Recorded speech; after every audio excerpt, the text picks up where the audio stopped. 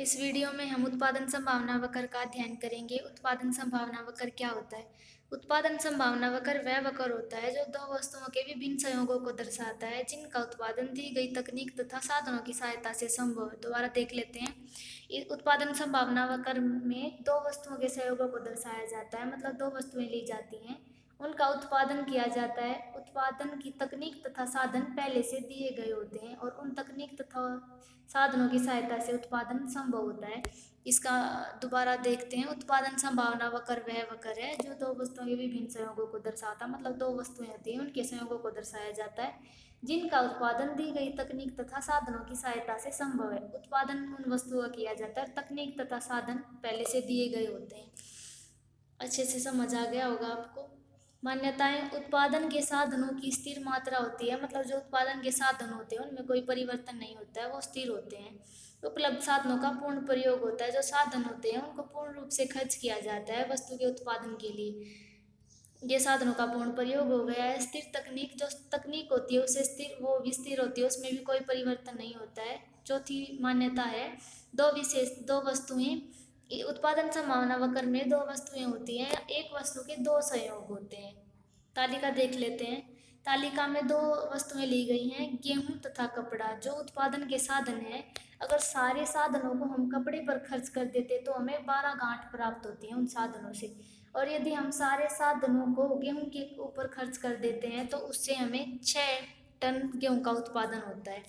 जैसे देखते हैं, ए संयोग में अगर हमने उत्पादन के सभी साधनों को कपड़े पर खर्च कर दिया तो 12 गांठें हमें प्राप्त हुई, गेहूं का कोई उत्पादन नहीं हुआ, इसलिए यहाँ पर 0 आ गया। बी संयोग में देख लेते हैं। अगर ए संयोग के बाद सीधा डी में जाते हैं, उसके बाद मान लेते हैं हम सारे साधन हमने गेहूं पे खर्च कर दिए तो हमें 6 टन गेहूं का उत्पादन प्राप्त हुआ और कपड़े का कोई उत्पादन नहीं हुआ, यहाँ पे 0 मान लेते। अब हमें अगर दोनों वस्तुओं का उत्पादन करना हो तो किस प्रकार करेंगे, वो इन संयोगों में दर्शाया गया। बी संयोग पे आ जाते हैं। हम कपड़े का उत्पादन करते हैं 10, तो जो बचे हुए साधन हो गए उनसे हम गेहूं का भी उत्पादन करते हैं, तो आधे साधनों को हम गेहूं पे लगाएंगे और आधे साधनों को हम कपड़े पर लगाएंगे, तो कपड़े की गांठ 10 प्राप्त हुई और 10 इकाइयाँ प्राप्त हुई और गेहूं का 2 टन उत्पादन हुआ। और उत्पादन संभावना वक्र में एक वस्तु का त्याग हमें जितना पहले किया है उससे बढ़ती दर पर किया जाता है। ए से बी तक के संयोग में हमने 2 गांठों का त्याग किया, आगे हम 4 गांठों का त्याग करेंगे, मतलब बढ़ती दर पर त्याग करेंगे। आगे हमने 12 से हम 10 पर आए संयोग पे, 10 से अब हम 6 पर आए। हमने कपड़े का कपड़े पर इतने साधन लगाए कि हमें कपड़े का 6 गांठें उत्पादन प्राप्त हुई और गेहूं का 4 टन उत्पादन हुआ। आगे जाके हमने सारे साधन गेहूं पर लगा दिए, 6 टन हमें गेहूं के उत्पादन के प्राप्त हुए और कपड़े की हमें कोई गांठ प्राप्त नहीं हुई, मतलब कोई उत्पादन नहीं हुआ, तो यहाँ पर 0 आ गया। आई होप आप लोगों को समझ आ गया होगा। दोबारा से मैं बता देती हूँ। एक वस्तु का अगर हम अधिक उत्पादन करते हैं तो जिस वस्तु की हम मात्रा, एक वस्तु का उत्पादन करेंगे तो दूसरी वस्तु की का उत्पादन को कम करना पड़ेगा, क्योंकि हमारे पास साधन सीमित हैं, वो स्थिर मान लिए जाते हैं और साधन स्थिर होते हैं। इसमें एक वस्तु का मान लो हम गेहूं का जितना अधिक उत्पादन आगे आगे करते जाएंगे हमें कपड़े का उतना ही त्याग करना पड़ेगा, और त्याग बढ़ती दर पर किया जाएगा। पहले हमने 2 इकाइयाँ त्याग की, उसके बाद हमने 4 इकाइयाँ त्याग की, फिर हमने 6 इकाइयाँ त्याग की, जिससे गेहूं का उत्पादन 6 टन हो गया और कपड़े का 0 हो गया। बाकी आगे आप समझ लेंगे। इसमें मैं आपको बताती हूँ। एक उत्पादक यह निर्णय ले लेता है कि वह दो वस्तुओं गेहूं तथा कपड़े का उत्पादन करेगा। ये आपने देख लिया। उसने यह निर्णय ले लिया है कि दो वस्तुएं वो जिनका उत्पादन करेगा, एक कपड़ा और एक गेहूं, वो दो वस्तुओं का उत्पादन करेगा। यदि उत्पादन के सभी साधनों को गेहूं के उत्पादन पर लगा दिया जाए तो 6 टन गेहूं की मात्रा का उत्पादन होगा। मैंने अभी बताया था, अगर उत्पादन के सभी साधनों को गेहूं पर लगा दिया जाए तो 6 टन गेहूं की मात्रा का उत्पादन होगा और कपड़े का कोई उत्पादन नहीं होगा। यदि इसी प्रकार उत्पादन के सभी साधनों को कपड़ा का उत्पादन पर लगा दिया जाए, मतलब गेहूं का उत्पादन नहीं किया जाए, सभी साधनों को कपड़े के उत्पादन पर लगा दिया जाए, तो 12 गांठ कपड़े का उत्पादन होगा और गेहूं का कोई उत्पादन नहीं होगा। आई होप आप लोग समझ रहे हैं। दोनों वस्तुओं का उत्पादन कैसे किया जाएगा, उत्पादन की इन संभावनाओं को तालिका द्वारा दर्शाया गया है। ये तालिका में जो दर्शाया गया है वो यही बता रहा है। तालिका में देख लेते हैं तालिका में क्या दिखाया गया। अगर हम वस्तु गेहूं का भी उत्पादन करें और कपड़े का भी उत्पादन करें, वो किस प्रकार करेंगे, बी और सी संयोग में दिखाया गया है दोनों वस्तुओं का उत्पादन कैसे किया जा सकता है। आगे चलते हैं।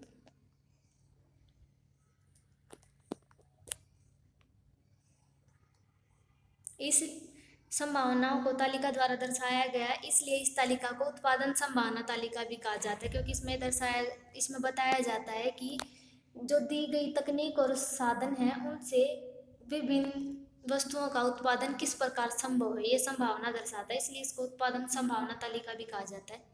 तालिका से ज्ञात होता है कि ए संयोग पर उत्पादन किया जाएगा तो केवल 12 गांठ कपड़े का उत्पादन होगा।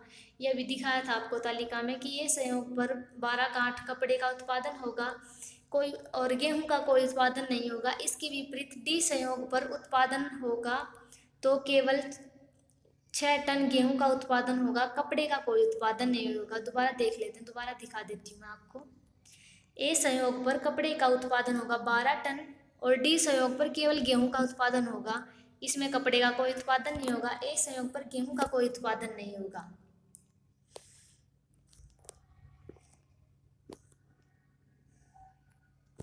इसके अतिरिक्त उत्पादन की और वैकल्पिक संभावनाएं हैं, जैसे बी संयोग और सी संयोग दिखाया गया है।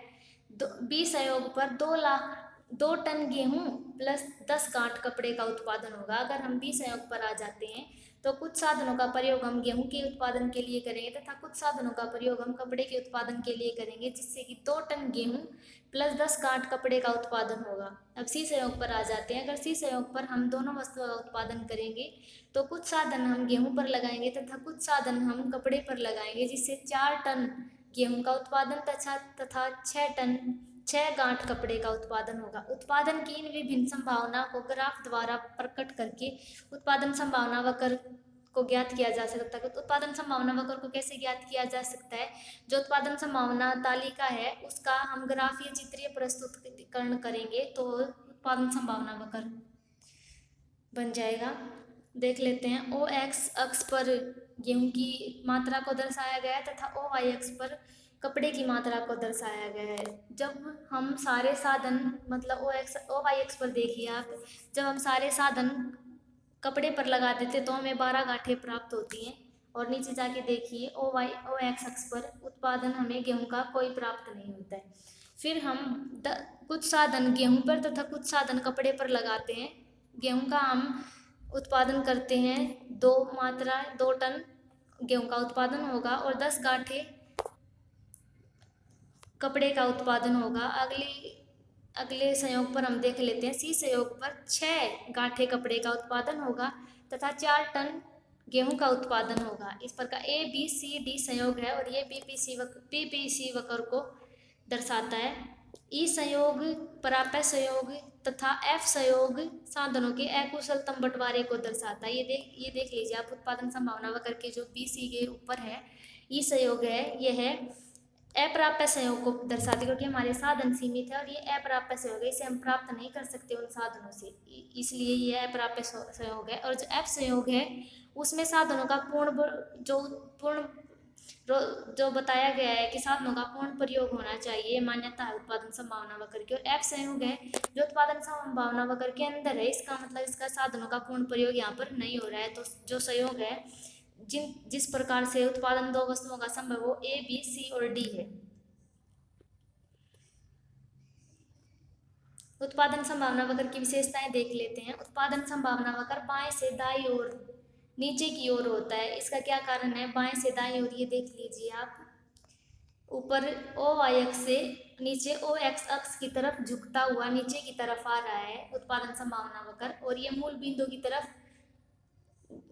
तरफ भी है और ऊपर से नीचे की तरफ भी आ रहा है। मूल बिंदु की तरफ उत्पादन संभावना वक्र नतोदर होता है। देख लीजिए आप दोबारा से, ये मूल बिंदु की तरफ नतोदर है तथा ओ वाई अक्ष से ओ एक्स अक्ष की तरफ नीचे की तरफ आ रहा है।